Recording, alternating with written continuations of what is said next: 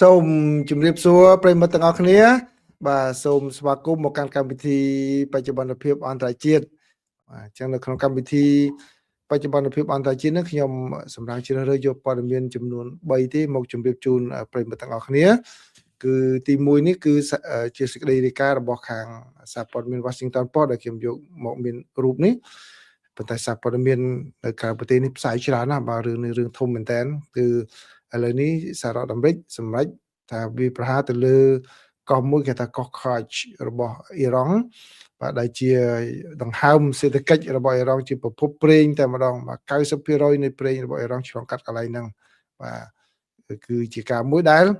សហរដ្ឋអាមេរិកថាវាប្រហារកន្លែងហ្នឹងដើម្បីឲ្យអ៊ីរ៉ង់បើក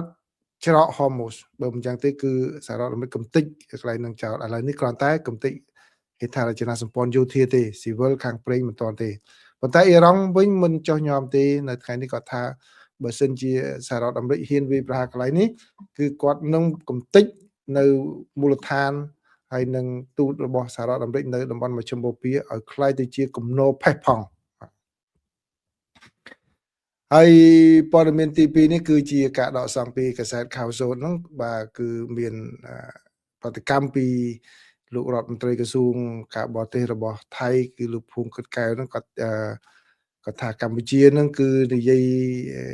អ្វីហើយនឹងទង្វើហ្នឹងគឺខុសគ្នាហើយក្នុងគណៈពេលថៃចង់បានសន្តិភាពយូរអង្វែងជាមួយនឹងប្រទេសកម្ពុជាបាទក៏ប៉ុន្តែខាងកម្ពុជាវិញគឺលោកកែវរ៉េមីក៏លោកប្រតិកម្មមកវិញថាគាត់ថាគឺថៃទេដែលជាអ្នកនិយាយបែបនេះគឺនិយាយផ្សេងធ្វើផ្សេងបាទជាការមួយល្បិចបោកប្រាស់បាទអញ្ចឹងដូច្នេះនេះគឺជាការមួយដែលថ្លែងពាក្យដាក់គ្នាទៅវិញទៅមកអំពីស្ថានភាពនៅតាមបណ្ដោយព្រំដែនហើយព័ត៌មានចុងក្រោយនេះគឺជាអត្ថបទដ៏វែងមួយបាទខ្ញុំប្រហែលជាយកជម្រាបជូនប្រិមិត្តខ្លីនៅក្នុងកម្មវិធីនេះហើយខ្ញុំនឹងអានបញ្ចប់នៅពេលក្រោយដាក់ជូនតាមនៅ page ទំព័រវីដេអូវិញគឺតាមការវិតម្លៃបឋមរបស់ចារកម្មរបស់សហរដ្ឋអាមេរិកគឺបានឲ្យដឹងថាមិនទាន់មានសញ្ញានៃការដួលរលំនៃមេដឹកនាំនៅក្នុងទីក្រុងទីអ៊ីរ៉ង់នៅឡើយទេបាទដូច្នេះនៅមានកិច្ចការដែលត្រូវធ្វើច្រើនទៀតបាទនេះជាព័ត៌មានសំខាន់ដែលខ្ញុំចង់ក្រងមកជម្រាបជូនប្រិយមិត្តទាំងអស់គ្នាបាទយប់ថ្ងៃសៅរ៍មកនៅកម្ពុជាហើយនៅថ្ងៃនេះថ្ងៃសៅរ៍មកនៅសហរដ្ឋអាមេរិកប្រិយមិត្តធ្វើការសម្រាប់ផងបាទព័ត៌មានទី1នេះគឺខ្ញុំដកស្រង់ចេញពីសេចក្តីរាយការណ៍របស់សារព័ត៌មាន Washington Post បាទគឺបើយោងតាមសេចក្តីរាយការណ៍របស់ Washington Post នោះបានឲ្យដឹងថាគឺលោកប្រធានាធិបតីសហរដ្ឋអាមេរិកណាលោក Donald Trump លោកបានប្រកាសកាលពីយប់មិញមកនៅសហរដ្ឋអាមេរិកនេះគឺទៅជាពេលព្រឹកព្រលឹមថ្ងៃសៅរ៍នៅប្រទេសកម្ពុជានិងនៅបារាំងហ្នឹងណាបាទគាត់ថាសហរដ្ឋអាមេរិកបានទម្លាក់គ្រាប់បែកទៅលើកោះ Kerch បាទដែលជាកោះដែលមានគោលដៅប្រេងរបស់អ៊ីរ៉ង់ខ្លាំងបាទដែលក្នុងពេលកន្លងមកគឺអ៊ីរ៉ង់ធ្លាប់បានពមៀនបាទពីព្រោះកន្លែងហ្នឹងដូចជាគេថាដួងកែវមួយរបស់អ៊ីរ៉ង់អញ្ចឹងជាប្រភពដង្ហើមហើយបាទហើយអ៊ីរ៉ង់ធ្លាប់ដឹងថានឹងចំណុចខ្សោយរបស់ខ្លួនក៏ធ្លាប់បានពមៀនមកអាមេរិកដែរថាកុំវាយប្រហារកន្លែងហ្នឹងឲ្យសោះបាទគឺមិនអញ្ចឹងទេគឺបាទគឺអ៊ីរ៉ង់នឹងសងសឹកតែនៅយុគមិញនេះគឺផែនការសម្រេចហើយថាទម្លាក់កន្លែងហ្នឹងបាទកោះហ្នឹងគឺនៅចម្ងាយជាពីដីគោកមកវានៅកោះប៉ុន្តែវានៅឆ្ងាយពីដីគោករបស់អ៊ីរ៉ង់ចម្ងាយប្រហែលជា20គីឡូជាងមកខ្ទង់ជិត25គីឡូបាទនៅពីដីគោករបស់អ៊ីរ៉ង់ហើយនៅក្នុងឈូងសមុទ្រវានៅក្នុងឈូងសមុទ្រហើយគឺជាចំណុចកណ្ដាលនៃសេដ្ឋកិច្ចដែលរបស់អ៊ីរ៉ង់ហើយវាមានព័ទ្ធជំវិញទៅដោយបាទមូលដ្ឋានយោធាអញ្ចឹងបានន័យថាកន្លែងកណ្ដាលហ្នឹងយោធាកន្លែងនេះការពារប៉ុន្តែការពារពីខាងចូលមិនឲ្យចូលតាមផ្លូវទឹកតែដល់ពេលអាមេរិកទម្លាក់ពី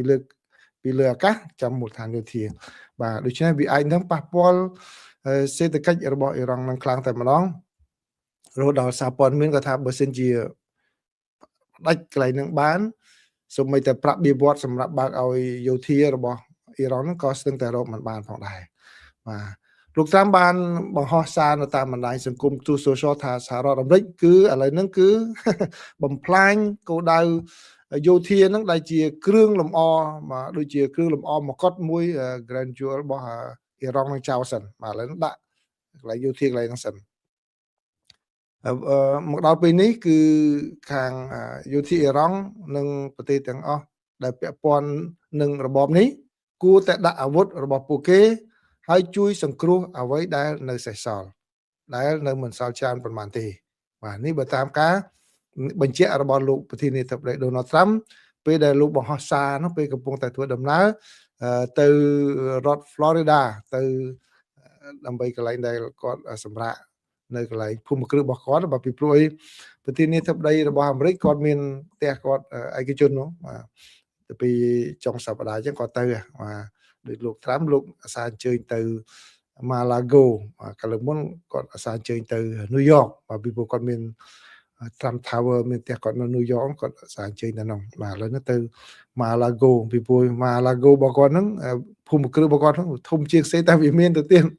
បាទហើយក្នុងពេលកន្លងមកមានព័ត៌មានថាលោកស្រីភរិយាគាត់ចូលចិត្តកន្លែងហ្នឹងច្រើនជាងពីព្រោះវាមាន privacy ច្រើនពីព្រោះនៅ White House ជារបស់រដ្ឋអញ្ចឹងធ្វើអីក៏គេដឹងដែរអញ្ចឹងបានជាប្រធានាធិបតីអាមេរិកគឺចុងសប្តាហ៍គាត់ទៅផ្ទះផ្ទាល់ខ្លួននឹងគាត់ដែរបាទអញ្ចឹងពេលហ្នឹងគឺគាត់បង្ហោះសារនឹងតែម្ដងគាត់ថាពមៀនថាឥឡូវត្រូវសង្គ្រោះនោះណាបាទលោកប្រធានាធិបតី Donald Trump កន្លងមកគឺបានសម្រេចថាមិនកំណត់គោលដៅលើហេដ្ឋារចនាសម្ព័ន្ធប្រេងនឹងឡើយទេបាទប៉ុន្តែលោកថាលោកនឹងអាចផ្លាស់ប្ដូរបើសិនជាអ៊ីរ៉ង់នៅតែបិទច្រក Hormuz ដែលជាចំណុចខ្លាំងនៃដង្ហើមសេដ្ឋកិច្ចរបស់ពិភពលោកពីព្រោះអីចរាចរណ៍កាត់កន្លែងហ្នឹងគឺទៅបានបំផ្លាញហើយបាទដោយឡែកសម្រាប់សារៈសំខាន់វិញគឺកោះខចហ្នឹងគឺវាមានលក្ខណៈជាយុទ្ធសាស្ត្របាទសំខាន់ណាស់ហើយក្នុងពេលកន្លងមកគឺសារព័ត៌មាននានាជាពិសេស Washington Post ក៏ថាគាត់ក៏ធ្លាប់បានធ្វើបទវិភាគដែលលើកទឹកចិត្តឲ្យទាហានអាមេរិកចូលទៅវាយចូលកោះហ្នឹងតែម្ដងបាទទៅលើកោះហ្នឹងដើម្បីឈរជើងបាទពីព្រោះកន្លែងហ្នឹងកោះហ្នឹងក៏វាមានអាកាសយានដ្ឋានផងដែរហើយមានផែសម្រាប់កប៉ាល់ហើយមានអ្វីសម្រាប់ធ្វើចរាចរណ៍ច្រើនបាទនោះបើតាមរូបភាពដែលបានបញ្ជាក់មកណាបាទហើយកោះនោះគឺមានទាហានមូលដ្ឋានទាហាននឹងការពារជុំវិញតែម្ដងដែលអាចនឹងមិនអាចឲ្យចូលបានទេបាទក៏ប៉ុន្តែបើសិនជាយកកោះនឹងបានបើសិនជាអាមេរិកត្រូវការវាដើម្បីចូលក្នុងដែនគោករបស់អ៊ីរ៉ង់គឺត្រូវចេញពីកោះហ្នឹងបាទនេះគឺជាការលើកឡើងក៏ប៉ុន្តែខាងអ៊ីរ៉ង់វិញគឺគាត់បានបញ្ចេញសារយ៉ាងមានះមកវិញផងដែរគឺគាត់ថាសហរដ្ឋអាមេរិកគឺដើរមកដល់ចំណុចមួយរបៀបគាត់ថាដូចជាបន្ទាត់ក្រហមហើយបាទបន្ទាត់ក្រហមគាត់គូថាប៉ះកន្លែងហ្នឹងគឺជាកន្លែងមួយដែលចំណុចខ្លាំងហើយគឺអ៊ីរ៉ង់នឹងប្រែក្លាយមូលដ្ឋានរបស់សហរដ្ឋអាមេរិកទាំងអស់បាទនឹងទ្រព្យសម្បត្តិរបស់សហរដ្ឋអាមេរិកទាំងអស់ដែលនៅតំបន់មជ្ឈមបូព៌ាហ្នឹងទៅคล้ายទៅជាគំនរផេះផង់បាទគាត់ថា piles of ash បាទគឺជាគំនរផេះផង់ហើយដែលជាសញ្ញាមួយដែលបង្ហាញថាអ៊ីរ៉ង់នឹងមិនចុះចាញ់នោះទេហើយបើតាមព័ត៌មានចុងក្រោយនេះគឺបានឲ្យដឹងថាអ៊ីរ៉ង់ឥឡូវនេះផ្លោងដាក់ប្រទេសទូតរបស់សហរដ្ឋអាមេរិកនៅក្នុងប្រទេសអ៊ីរ៉ាក់ថែមទៀតបាទជាលើកទី2ហើយដែលស្ថានទូតរបស់សហរដ្ឋអាមេរិកនៅក្នុងប្រទេសអ៊ីរ៉ាក់នេះរងការវាយប្រហារពីអ៊ីរ៉ង់ហើយព័ត៌មានដែលបង្ហាញជាបឋមពីការខូចខាតនោះគឺបាញ់ចំកន្លែងជើងទម្រសម្រាប់ពីសម្រាប់ហេលីកុបទ័រហោះឡើងចុះនោះបាទគឺអ៊ីរ៉ង់បាញ់ចំទៅកន្លែងនោះបាទនេះគឺជាការវិវត្តមួយដែលកាន់តែក្តៅនៅតំបន់មជ្ឈមបូព៌ាចឹងបើមានការវិវត្តអ្វីថ្មីថែមទៀតខ្ញុំនឹងធ្វើបច្ចុប្បន្នភាពជូននៅក្នុងកម្មវិធីពេលល្ងាចឬក៏ធ្វើជាវីដេអូសម្រាប់ជូនប្រិយមិត្តផងដែរបាទព័ត៌មានទី1ណាបាទរីឯព័ត៌មានទី2ខ្ញុំជឿថាប្រិយមិត្តមួយចំនួនក៏មិនចង់ឮដែរប៉ុន្តែដូចដែលខ្ញុំបានជម្រាបប្រិយមិត្តក្នុងពេលកន្លងមកអញ្ចឹងគឺយើងត្រូវតែដឹងថាតើខាងភាគីមួយខាងទៀតគេនិយាយយ៉ាងម៉េចអំពីយើងដែរណាអញ្ចឹងជឿថាប្រិយមិត្តមួយចំនួនគាត់ពិបាកស្ដាប់ដែរអញ្ចឹងឥឡូវខ្ញុំសូមអធិស្ឋានអញ្ចឹងជម្រាបជូនថាតើលោករដ្ឋមន្ត្រីក្រសួងការបរទេសរបស់ថៃនេះគាត់ថ្លែងយ៉ាងម៉េចដែរអំពី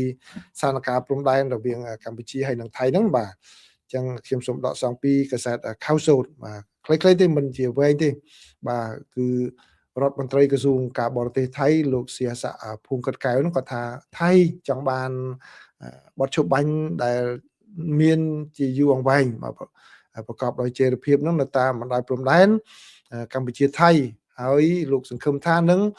កសាងទំនុកចិត្តឡើងវិញដើម្បីស្ដារទំនាក់ទំនងទ្វេភាគីឡើងវិញបាទនេះបើតាមការដែលគាត់បញ្ជាក់នោះតាំងពីថ្ងៃទី13ណាថ្ងៃទី13នេះថ្ងៃសុក្រម្សិលមិញលោកសៀស័កភូមិគិតកែវបានបន្ថែមថាចេតនារបស់ប្រទេសថៃគឺយើងទៅធ្វើអ្វីដើម្បីឈានទៅអនាគតបាទស្ដារទំនាក់ទំនងប្រទេសទាំងពីរនឹងឡើងវិញទៅបាទក៏ប៉ុន្តែលោកថាលោកព្រួយបារម្ភថាកម្ពុជានឹងគឺ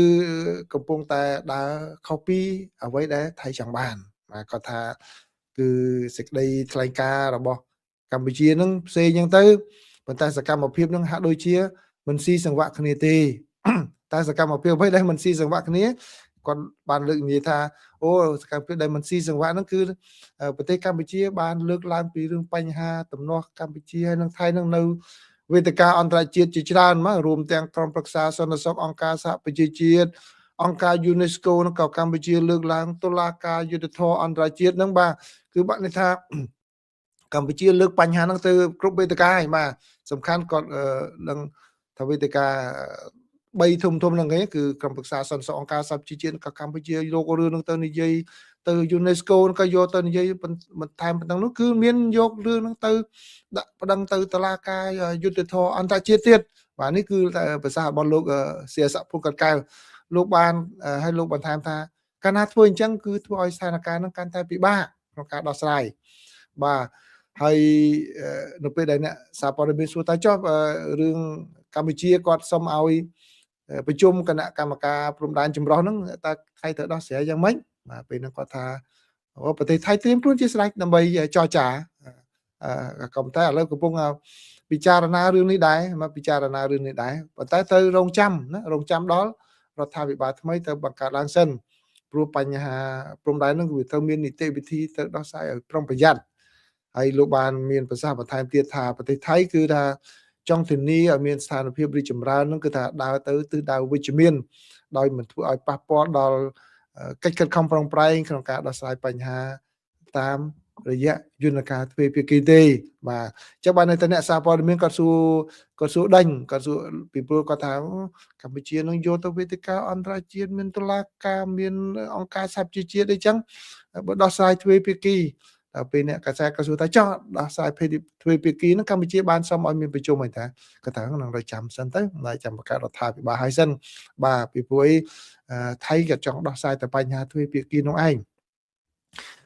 បើតាមកាសែតអៅសូតបានរាយការណ៍បន្ថែមថាលោកសៀស័កក៏បាននិយាយផងដែរថាលោកបានដឹងថាគណៈបាតុភូមួយមកពីប្រទេសខាងត្បូងហ្នឹងក៏បានមកទស្សនាប្រទេសកម្ពុជាហើយទៅបានគេរាយការណ៍ថាបានជំរុញឲ្យសមាជិកសភានៅទីនោះកុំឲ្យលក់យន្តហោះទៅឲ្យប្រទេសថៃបាទអញ្ចឹងបានថាកម្ពុជាជំរុញណាបាទលោកបានមានប្រសាសន៍ថាការនាំយកប្រទេសទី3ចូលក្នុងចំនួនហ្នឹងគឺមិនសមរម្យទេហើយបានអំពាវនាវឲ្យកម្ពុជាផ្ដោតលើការកែតម្រង់ទំនាក់ទំនងជាជាងការធ្វើឲ្យស្ថានភាពហ្នឹងកាន់តែស្មុគស្មាញបាទចាំបានថាកម្ពុជានឹងក៏បាននិយាយច្រើនណាជាមួយនឹងប្រទេសផ្សេងក្រៅពីយន្តការអន្តរជាតិវេទិកាអន្តរជាតិរដ្ឋមន្ត្រីការបរទេសបានបាទឥឡូវនេះគឺជាអ្វីដែលខាងថៃណាបាននេះវិញដោយឡែកលោកកែវរេមីបាទលោកកែវរេមីដែលជាប្រធានគណៈកម្មាធិការជាតិសិទ្ធិមនុស្សរបស់កម្ពុជាបាទលោកបានឃើញសារហ្នឹងគាត់បង្ហោះភ្លាមតាមបណ្ដាញសង្គមរបស់គាត់ដែរបាទហើយខ្ញុំសូមដកស្រង់ពីប្រតិកម្មរបស់ខាងមន្ត្រីជាន់ខ្ពស់របស់កម្ពុជាមកផងដែរបាទលោកកែវរេមីលោកបានសរសេរសារតាមបណ្ដាញសង្គមថារដ្ឋមន្ត្រីការបរទេសថៃចោទយើងថាទង្វើរបស់យើងខុសពីអ្វីដែលនិយាយគេថាគេចង់បានបទជប់បាញ់យូរអង្វែងគេចង់បានសន្តិភាពរួចហើយគេចោទកម្ពុជាបាទខ្ញុំសូមជូនទៅលោកវិញបាទលោកកែវរេមីគាត់សរសេរទាំងភាសាអង់គ្លេសផងសរសេរជាភាសាខ្មែរគាត់ថារាល់ទង្វើបោកបញ្ឆោតរបស់ថៃដែលបានធ្វើនិងកំពុងបំពេញមកលើកម្ពុជាត្រូវបង្វែរមកចោទប្រកាន់កម្ពុជាវិញខ្ញុំបានជម្រាបសហគមន៍អន្តរជាតិថាថៃគឺជាមេបោកប្រាស់បើជឿពួកគេនេះអស់ស្រូវពូជបាទនេះគឺជាប្រតិកម្មពីខាងមន្ត្រីជាន់ខ្ពស់របស់កម្ពុជាផងដែរទៅលើ ការលើកឡើងរបស់លោកសៀសភួងគិតកែវហ្នឹងខ្ញុំជឿថាអត្ថាធិប្បាយចុងក្រោយនេះប្រហែលជាមាននៅក្នុងកំណត់ប្រិមិត្តជាច្រើនហើយបាទដោយតខ្ញុំក៏យល់អញ្ចឹងដែរបាទនិយាយមិនបាច់ថាយកប្រិមិត្តធ្វើតំណាងបាទបញ្ចូលខ្លួនឯងក្នុងរឿងខ្ញុំក៏យល់អញ្ចឹងដែរបាទគឺគាត់ធ្វើឲ្យគាត់មកចោតខ្មែរវិញពេលខ្លះគូរឿងអញ្ចឹងជឿចាប់ណាបាទដូចថាខ្លួនឯងជាអ្នកប្រព្រឹត្តចាប់ទៅខ្ញុំមិនឲ្យនិយាយយកល្អហើយបាទន័យថាខ្លួនឯងដឹងថាអ្វីដែលកំពុងប្រព្រឹត្តនឹងខុសហើយបាទហើយយករឿងនោះមកចោទអ្នកដទៃបាទអញ្ចឹងបានអ្នកដែលគ្នារងគ្រោះនោះគឺជឿចាប់ណាបាទអញ្ចឹងខ្ញុំយល់ពីអារម្មណ៍ប្រិមិត្តមួយចំនួនគាត់ឃើញពេលខ្ញុំដាក់តាម Facebook ទៅគាត់ធ្វើ comment ថាបងឲ្យជប់យកសំដីតានឹងមកនិយាយមកគាត់មិនចង់ឮបាទបើអញ្ចឹងនេះគឺជាព័ត៌មានទី2ណាបាទអញ្ចឹងព័ត៌មានទី3នេះខ្ញុំសូមជូនខ្លីទេប៉ុន្តែខ្ញុំនឹងអានវែងជូនប្រិមិត្តតាមពេលក្រោយព្រោះវែងណាព័ត៌មាននេះបើសិនអានពេញគឺប្រហែលជាខ្ទង់15នាទីឯណោះបាទព័ត៌មានសរសេរយ៉ាងក្បោះក្បាយតែម្ដងឥឡូវនេះខ្ញុំជូនខ្លីបាទជូនខ្លីគឺជាសេចក្តីរាយការណ៍ exclusive របស់កាសែត Washington Post គាត់ថាបើយោងតាមប្រភព3បាទប្រភព3ដែលដឹងអំពីបញ្ហាថ្នាក់ដឹកនាំនៅក្នុងប្រទេសអ៊ីរ៉ង់ហ្នឹងគឺចារកម្មរបស់សហរដ្ឋអាមេរិកគឺបានឲ្យដឹងថាថ្នាក់ដឹកនាំអ៊ីរ៉ង់នៅតែរឹងមាំបាទនៅតែមិនទាន់មានសញ្ញានៃការបែកបាក់ហើយអាចនឹងឈានទៅដល់ការដួលរលំនៅពេលណាឆាប់នេះនៅឡើយទេណាបើទោះបីជាសហរដ្ឋអាមេរិកបានវាយប្រហារសហរដ្ឋអាមេរិករួមជាមួយនឹងអ៊ីស្រាអែលបានបើកការវាយប្រហារឥតឈប់ឈរទៅលើប្រទេសអ៊ីរ៉ង់ហ្នឹងគឺចូលដល់2សប្តាហ៍ហើយក៏ដោយមក2សប្តាហ៍ហើយក៏នៅតែមិនទាន់មានសញ្ញានៃការបែកបាក់ដែរបាទអញ្ចឹងគូបពីសប្តាហ៍ហើយប្រភពមួយបាននិយាយថាគឺមានរបាយការណ៍ចារកម្មជាច្រើនផ្ដល់នូវការវិភាគស្របគ្នាបាទគឺចារកម្មមានវិចារគឺថារបបនេះគឺនៅមិនទាន់ស្ថិតនៅក្នុងស្ថានភាពគ្រោះថ្នាក់ដែលអាចនឹងដួលរលំទេបាទគឺនៅតែរក្សាការគ្រប់គ្រងទៅលើបាទស្ថាប័ននិងសាធារណជនរបស់អ៊ីរ៉ង់ហ្នឹងយ៉ាងរឹងមាំបាទនេះបើយោងតាមប្រភពដែលមិនចេញឈ្មោះដែលបានឃើញរបាយការណ៍ចារកម្មដែលបានរៀបចំឡើងសម្រាប់ថ្នាក់ដឹកនាំប្រភពនេះបាននិយាយថារបាយការណ៍ចុងក្រោយបំផុតបាទទៅបានសរសេរចប់ទៅតែវិតម្លៃចប់នៅក្នុងរយៈពេលប្រហែលថ្ងៃចុងក្រោយនេះទេបាទដោយសារសម្ពាធនយោបាយកើនឡើងលើការលើតម្លៃប្រេងគឺលោកប្រធានាធិបតី Donald Trump បានណែនាំថាលោកនឹងបញ្ចប់ប្រតិបត្តិការយុទ្ធធាដ៏ធំបំផុតនេះចាប់តាំងពីឆ្នាំ2020ចាប់តាំងពីឆ្នាំ2003មកនោះគឺលោកថាប្រហែលជាទៅធ្វើប្រតិបត្តិការនោះឲ្យឆាប់ដោយសារអីដោយសារតែបើកាលណាអូបន្លាយនឹងមានផលប៉ះពាល់ទៅលើសេដ្ឋកិច្ចប៉ុន្តែសេចក្តីរាយការណ៍នេះចេញមុនពេលដែលលោកតាមលោកបានបញ្ជាឲ្យកំទេចនៅកន្លែងកំពង់ផែខានណាបាទខាច់ហ្នឹងបាទគឺដូច្នេះអាចជាតតិដែលលោកតាមលោកថានឹងធ្វើឲ្យរឿងចប់ដោយដែលរបាយការណ៍នេះបានធ្វើឬក៏ជារឿងមួយដែលលោកពង្រីកចំនួននេះក៏ប៉ុន្តែបើតាមបទពិសោធន៍កន្លងមកគឺជាការប្រឹងឲ្យបានចប់ច្រើនជាងបាទប៉ុន្តែការខិតខំបញ្ចប់សង្គ្រាមគឺវាជារឿងលំបាកបាទបើសិនបើថ្នាក់ដឹកនាំអ៊ីរ៉ង់នៅតែរឹងមាំអញ្ចឹងគឺជារឿងមួយដែលតើអ៊ីរ៉ង់គាត់ព្រមចោះចាញ់ផងដែរនៅក្នុងសេចក្តីរាយការណ៍បានឲ្យដឹងថារបាយការណ៍ស៊ើបអង្ការសម្ងាត់នេះបានគូបញ្ជាក់ពីភាពស៊ីសង្វាក់គ្នានៃថ្នាក់ដឹកនាំក្រុមបព្វជិតអ៊ីរ៉ង់ទោះបីជាមានការសម្លាប់មេដឹកនាំកំពូលលោកអាយ៉ាតូឡាអាលីខាមីនីនៅថ្ងៃទី28ខែកុម្ភៈដែលជាថ្ងៃដំបូងនៃការវាយប្រហាររបស់សហរដ្ឋអាមេរិកនិងអ៊ីស្រាអែលក៏ដោយមន្ត្រីជាន់ខ្ពស់អ៊ីស្រាអែលម្នាក់បានប្រាប់ទីភ្នាក់ងារសារព័ត៌មាន Reuters ថាមន្ត្រីអ៊ីស្រាអែលបាទដែលបានចូលរួមនៅក្នុងការពិភាក្សាគ្នានោះក៏បានទទួលស្គាល់ថាបាទសង្គ្រាមគឺអាចនឹងទៅធ្វើឲ្យដល់រហូតដល់មានការដួលរលំរបបបព្វជិតហ្នឹងក៏ប៉ុន្តែក៏មិនទាន់ដល់កម្រិតមួយដែលថារបបនេះអាចនឹងដួលរលំនៅក្នុងពេលឆាប់នេះទេអញ្ចឹងបានន័យថាប្រភពពីចារកម្មអាមេរិកក៏វាតម្លៃអញ្ចឹងឥឡូវខាងអ៊ីស្រាអែលក៏វាតម្លៃអញ្ចឹងដែរប្រភពបានសង្កត់ធ្ងន់ថាសារភាពនៅលើដីមានភាពប្រែប្រួលខ្លះដែរក៏ប៉ុន្តែសក្តានុពលនៅក្នុងប្រទេសអ៊ីរ៉ង់អាចបាទ បើការគេធ្វើចំណោទទៅអាចនឹងផ្លាស់ប្ដូររបបនោះនៅក្នុងពេលខាងមុខការិយាល័យនាយកស៊ើបការសម្ងាត់ជាតិនិងទីភ្នាក់ងារស៊ើបការសម្ងាត់កណ្ដាលបាទ CIA បាទពីព្រោះនៅសហរដ្ឋអាមេរិកនឹងមានស្ថាប័នស៊ើបការ3ណាបាទមិនមែនមានតែ CIA មួយគាត់ថា CIA ល្បីជាងគេបានបដិសេធមិនធ្វើអត្ថាធិប្បាយទេនៅពេលដែលសារព័ត៌មានសួររីឯបាទខាងសេតាវិមានក៏មិនបានធ្វើអត្ថាធិប្បាយអំពីរបាយការណ៍នោះដែរបាទអញ្ចឹងនៅក្នុងរបាយការណ៍នេះគឺមានរៀបរាប់លម្អិតបន្ថែមទៀតអំពីគោលបំណងនៃការផ្លាស់ប្ដូរនោះថាតើទៅធ្វើយ៉ាងម៉េចសហរដ្ឋអាមេរិកចង់បានអ្វីដែលខ្ញុំបានជម្រាបជូនប្រិមិត្តខ្លះៗហើយពីគោលបំណងទាំង4នោះថាទៅធ្វើយ៉ាងម៉េចបាទហើយនឹងក៏មានរៀបរាប់អំពីរចនាសម្ព័ន្ធនៅក្នុងកងទ័ពអ៊ីរ៉ង់នឹងយ៉ាងម៉េចផងដែរអញ្ចឹងខ្ញុំនឹងជូនព័ត៌មាននេះលម្អិតនៅពេលក្រោយបាទឥឡូវនេះគឺសូមជូនតែប៉ុណ្្នឹងសិនបាទដោយសារតែយប់ទៅហើយបាទអញ្ចឹងសូមរងចាំស្ដាប់នៅក្នុងវីដេអូខ្ញុំនឹងថតជាវីដេអូនៅថ្ងៃនេះជូនប្រិមិត្តបាទអញ្ចឹងសូមអរគុណសូមជម្រាបលាប្រិមិត្តបាននៅកម្ពុជាសូមសម្រាប់បានលងលក់ស្រួលហើយនៅសហរដ្ឋអាមេរិកនេះបាទសូមសម្រាប់នៅចុងសប្តាហ៍បានសេចក្តីសុខសេចក្តីចម្រើនបាទបានសប្បាយរីករាយនៅចុងសប្តាហ៍បាទសូមអរគុណសូមជម្រាបលា